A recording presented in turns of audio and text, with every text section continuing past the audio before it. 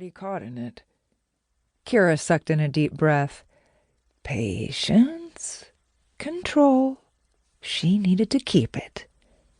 Jin? The drone, who was Kira's best friend, hovered over her shoulder, his round, spherical body no bigger than her head. They have a case? Kira fought the urge to curse. Of course they did. She had no doubt she would be here if they hadn't thought out every possible outcome from this conversation. She was in the midst of a battle she'd had no idea was even taking place.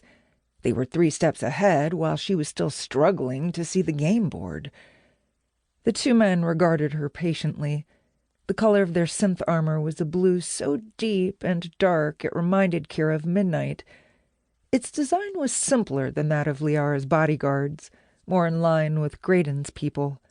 It was serviceable, meant for battle rather than to impress. House Roake, her father's people.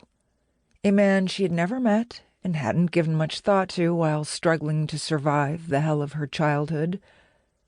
Until recently, Kira had thought she was the product of experiments to create a super soldier, someone whose DNA had been tinkered with before birth to create a killing weapon meant to be aimed at the enemy and fired.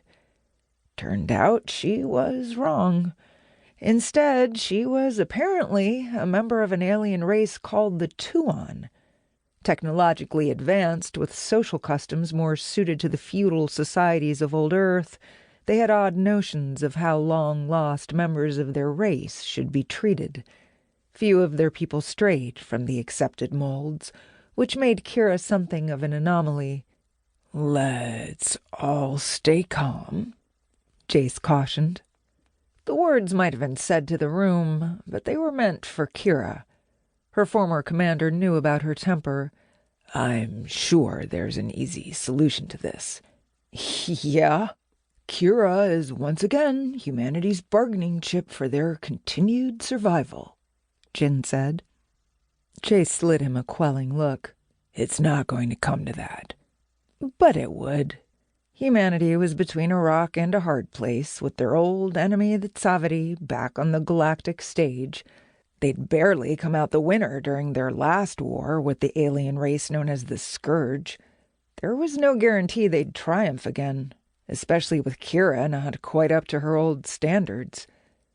The price for losing would be annihilation. Neither humanity nor the consortium would risk that. Not with a Tuon offering ships and people to operate those ships. The walls threatened to close in on Kira. Not a good feeling for someone who'd just transformed back from a monstrous creature that had ripped dozens of Tsavati apart. "Calm," Jace said, meeting Kira's gaze, his expression saying, "Trust me." Kira consciously relaxed, forcing panic and helplessness away. For someone used to controlling every aspect of her life, for soldiers, losing control usually resulted in death. It wasn't easy having that independence threatened. Jace had earned her trust. She'd given him a shot at this. When he faced the Tuon again, Jace was poised, his bearing that of the rear admiral he'd become. "This news is unexpected. I'm sure you understand if we need a little more time to process." Silas's smile was conciliatory. "Of course, we want to make this transition as easy for the child of our house as possible. You could always let her go," Jin muttered. "Jin?" Jace warned. Jin grumbled but didn't say anything else. Silas acknowledged Jin before turning to Kira. "I'm afraid that is the one thing we cannot do. Your father was a special person to our people. His daughter will be welcomed with open arms. Please let us get to know you as you get to know us.